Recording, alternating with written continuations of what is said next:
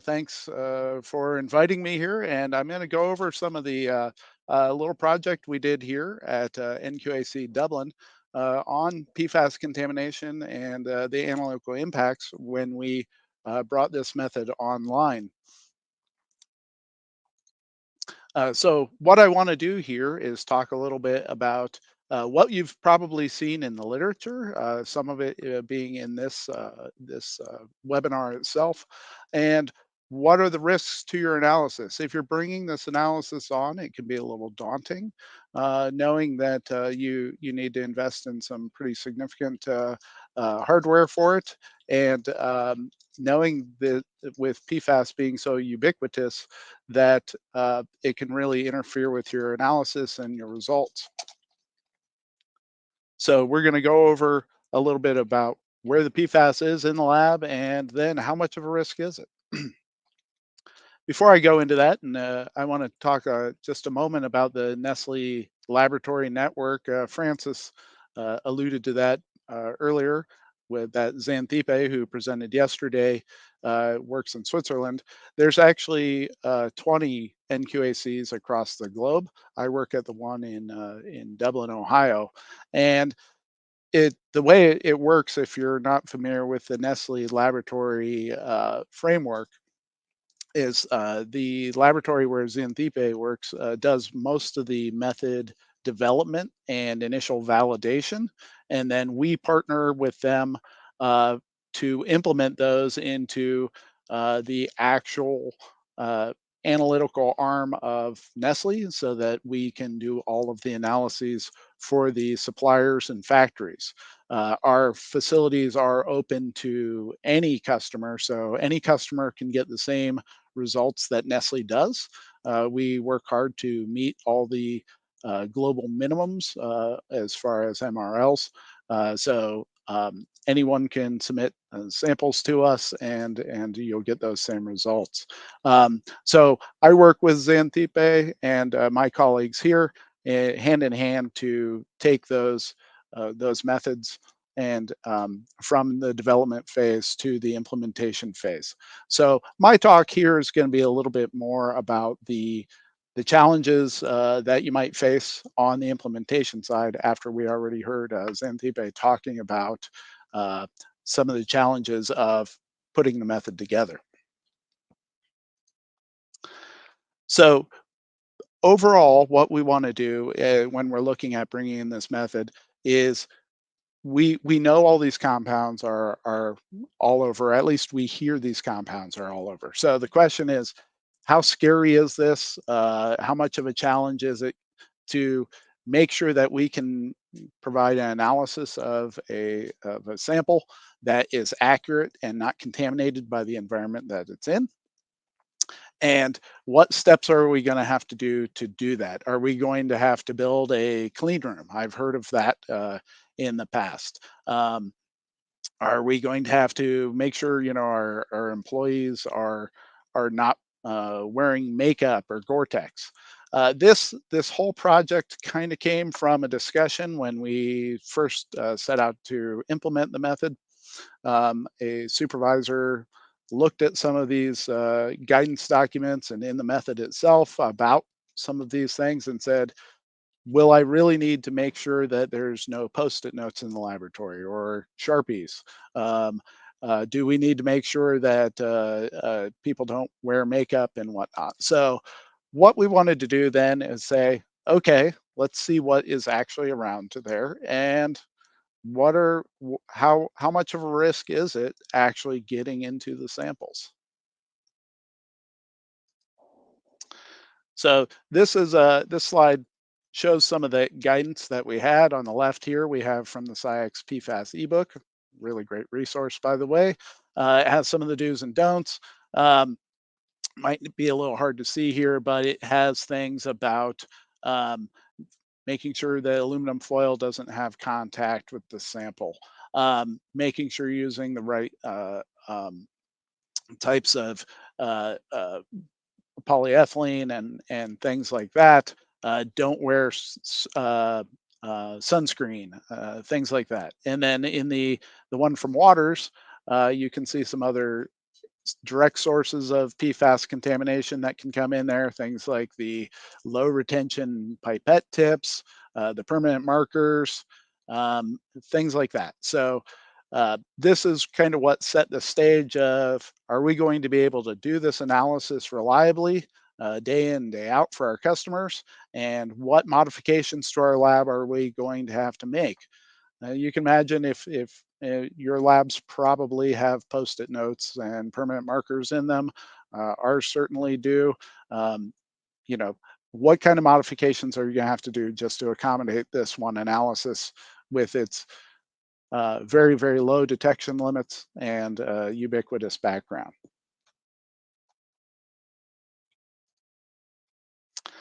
So we designed a framework of possible or plausible accidental contamination that could happen. So we looked at this as first the potential to contaminate. So we wanted to know where was PFAS in the laboratory environment, and we went all the way through our sample receiving compositing area, all the way to the lab, and then okay, now we know what is potentially in the environment that could be an issue. What is the risk of transfer? So we came up with a protocol that we call EPSH, which is extraordinarily poor sample handling practices. This is the opposite of good laboratory practice. This is when you have somebody doing everything they shouldn't be doing, touching things barehanded, putting things in not taking care to avoid contamination, if you will. So on the right here, we have a permanent marker and a Sharpie, marker, and we have a, a post-it note, all the things that you should be afraid of according to all the guidance documents. Um, and we want to make sure that, uh, or evaluate, I should say, the risk of having contamination if you do things wrong versus right.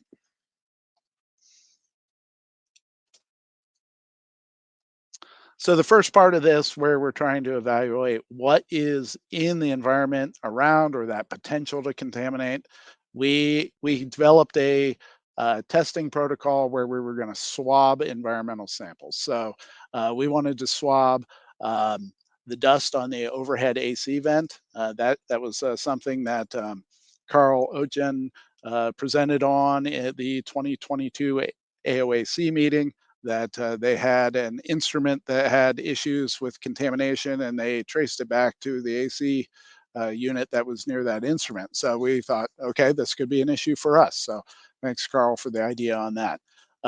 Swab testing on the top of the balance. What if analyst accidentally drops sample on there and then scoops it back up and puts it in the extraction container?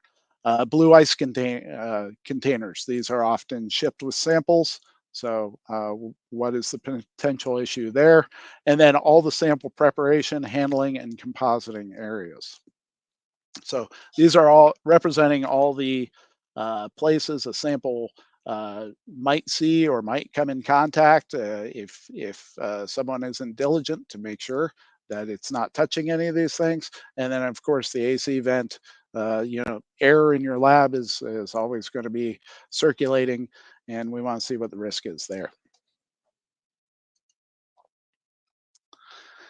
And then we had the actual contamination part. So we did the things that you shouldn't do. First of all, we tried the low retention pipette tips, improper pipette handling, and you'll see that a little bit later, where we uh, tipped a pipette back, or similar to if you set a pipette down sideways in the hood when it still has solvent in it, and it can go up and touch the barrel. We tried the aluminum foil, since we had guidance on that one document saying that that could be an issue. And then glove contact. So this is all the analyst part, um, where we wanted to see if people are not handling samples properly with our extraordinarily poor sample handling approach. Um, what would the impact be? So we did just the glove. We wrote on the outside of an extraction tube And while the ink was still fresh, touched it and then touched inside the tube. Um, touching your hand that just had lotion applied. So we had the sunscreen part, the eyeglasses wipe, a lab coat, the sample, the post-it note you can see here is literally being touched inside a sample extraction tube. I don't know how that would actually happen. We were kind of grasping at straws at this point, but let's say it did. And then an analyst's hair in a tube. That one's a little more plausible, I suppose.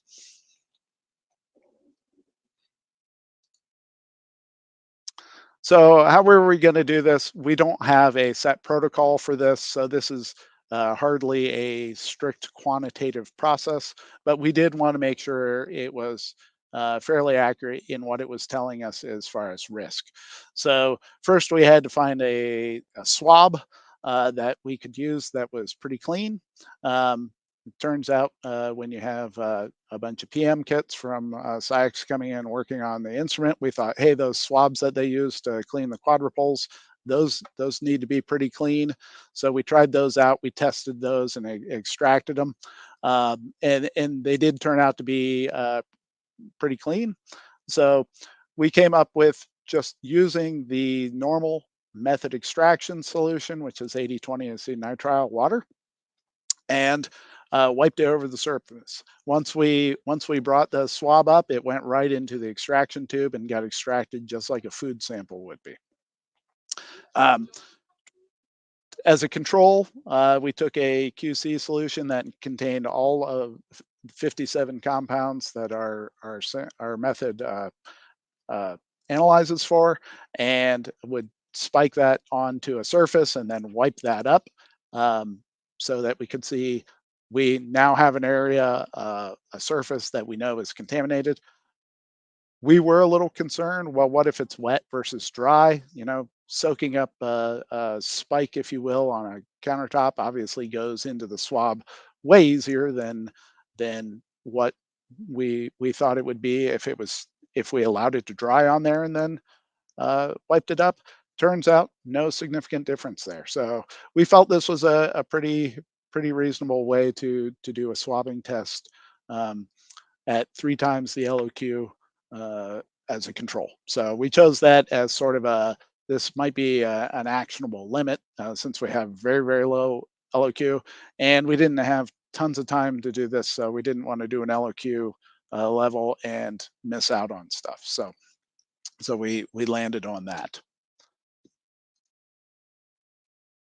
So then we did our accidental potential contamination using our EPSH, where and you can see here on the left, you can see the glove that had just touched the fresh ink, touching inside the sample extraction vessel, which is certainly something I hope doesn't happen in your laboratory. In the center, you can see the single hair, and on the right, you can see handling a lens cleaning wipe and then touching inside the tube. So this kind of shows um, how we would have that potential contamination going in there. While these are extraordinarily poor, it is very uh, reasonable to think that somebody grabbing tubes out with a gloved hand or something like that might touch the inside of one, maybe near the top, depending on how they grab everything out. So that's kind of what we want to test and see really what is the risk.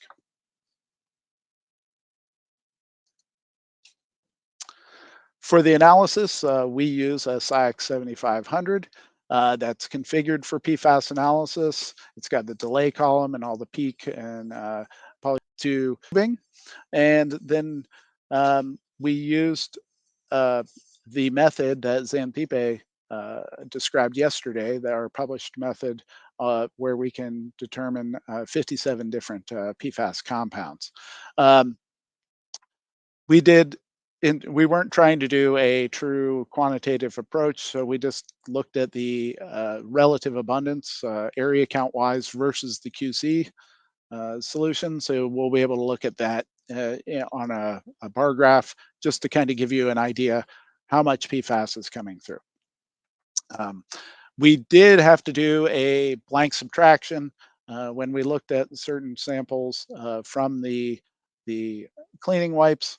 There were a few PFAS compounds present, and certain things that also had a few uh, materials that came through even in our solutions. This is why we have to have delay columns. Of course, we know that PFAS, it has a lot of contamination, even in mobile phase solutions and whatnot. So we expected some of this, and so we set it up with the blank subtraction to try to isolate if it was just coming from whatever we were testing. So this is kind of how it looked. This is the overall view. You can see here at the top, we have all the swabs.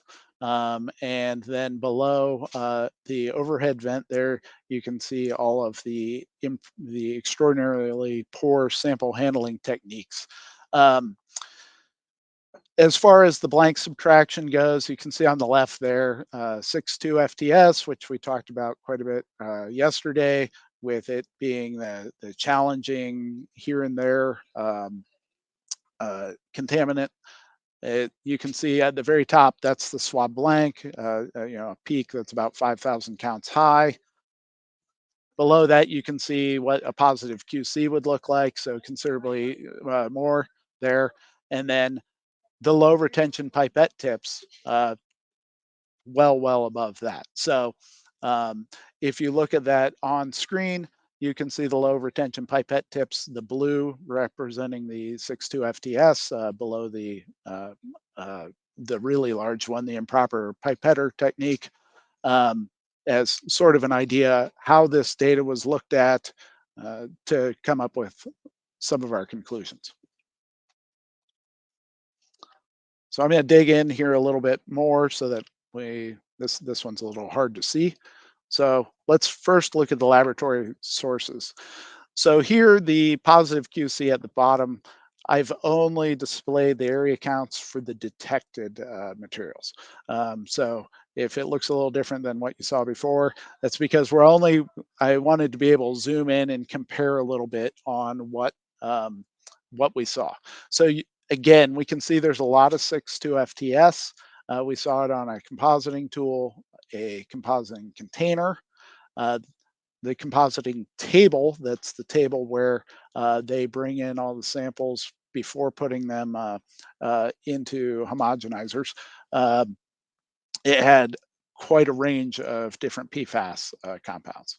The blue ice pack, yes, indeed, does have quite a bit of 6.2 FTS.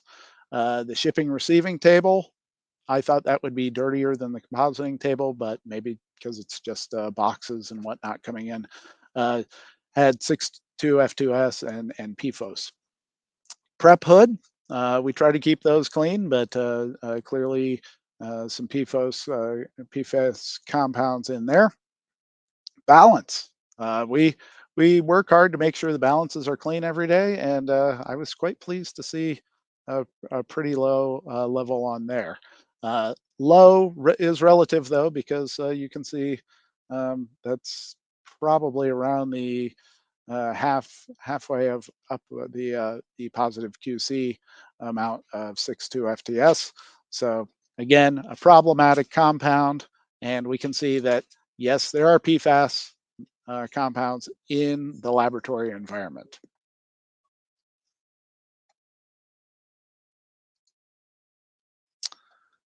Okay, so then what if we have these compounds in our laboratory environment and then we don't follow our protocols? This was a bit of a surprise.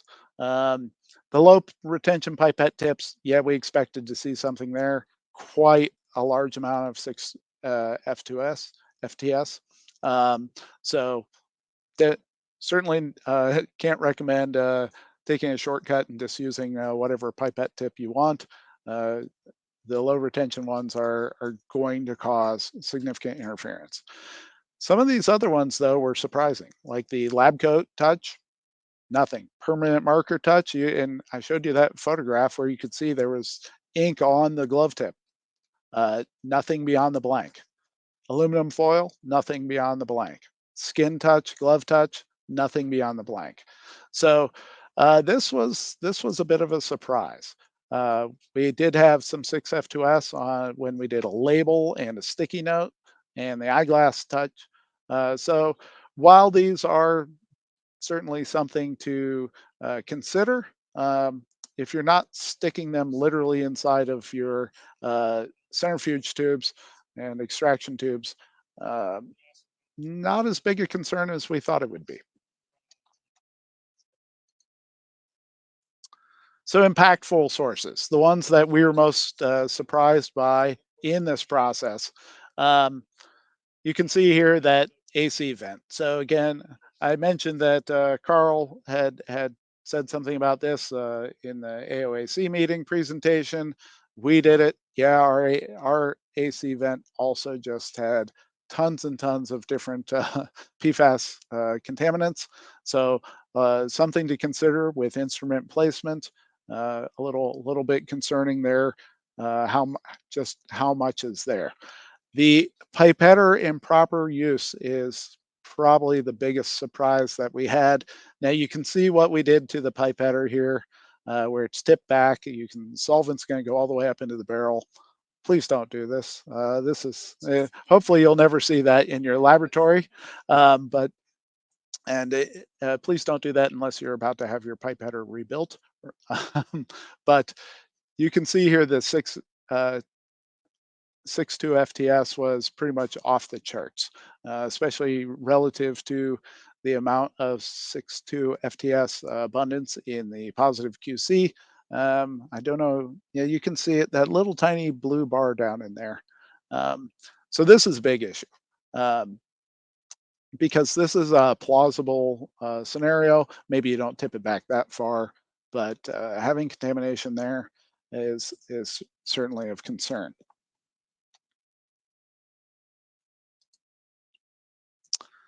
So what does all this mean? Well, as I stated before, yep, we were able to confirm there's significant levels of PFAS compounds in the laboratory environment, even though that is a place that we work hard to maintain in a clean and orderly area. Um, and 6.2 FTS is the biggest issue. Um, we did find contamination from the low retention pipette tips, the eye cleaning wipes, sticky note, and the self adhesive label. Most of this shouldn't be an issue in daily laboratory activities, except for the low retention pipette tip. That would be something certainly that might accidentally be introduced into your process. So that has to be controlled well. Interestingly, the only thing we saw on hair was FOEA. So, and it was the only place we saw that. So, not sure what's in those shampoos or conditioners, but that was the only place we saw the FEOA.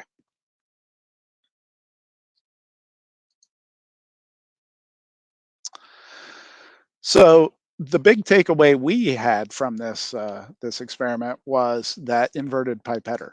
So, we had seen some low-level detections of 6.2 FTS in samples in the blanks sometimes. So we sometimes had to qualify that data. Based off of this, we thought, wait, maybe even if we're using the pipetter in a good laboratory practice technique, maybe we're still introducing some 6.2 FTS.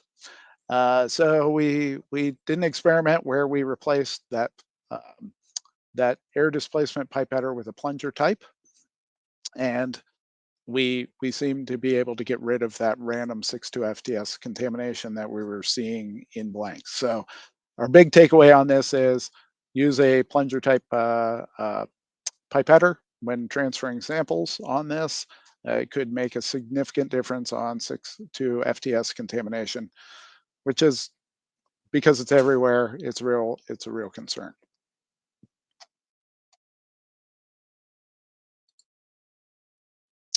So conclusion. So yep.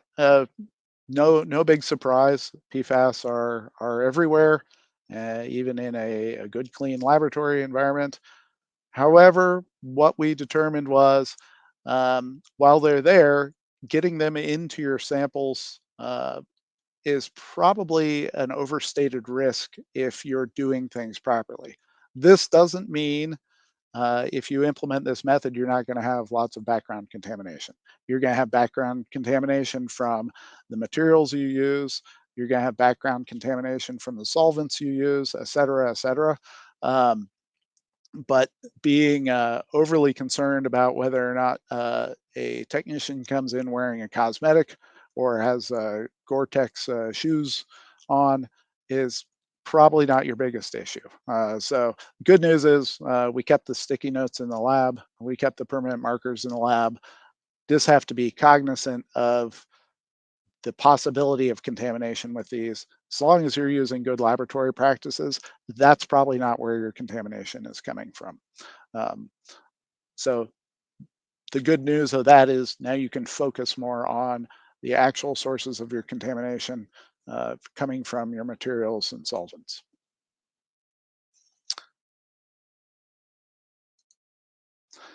I would like to give special thanks to Ashley Griffin, who runs our method on a day-to-day basis and is an author on the publication, and Ashton Gibson, who is a chemist in our laboratory that you saw her finger in those tubes quite a bit. She's not only a hand model, she's an excellent chemist and sample prep person. Um, and we want to thank everyone who worked in the lab for doing these horrible, extraordinarily poor sample handling processes. It's actually really hard to do things the wrong way. It just goes against everything that you've ever been taught. So doing that uh, was the only way we could really test these in a robust way. So thanks to them.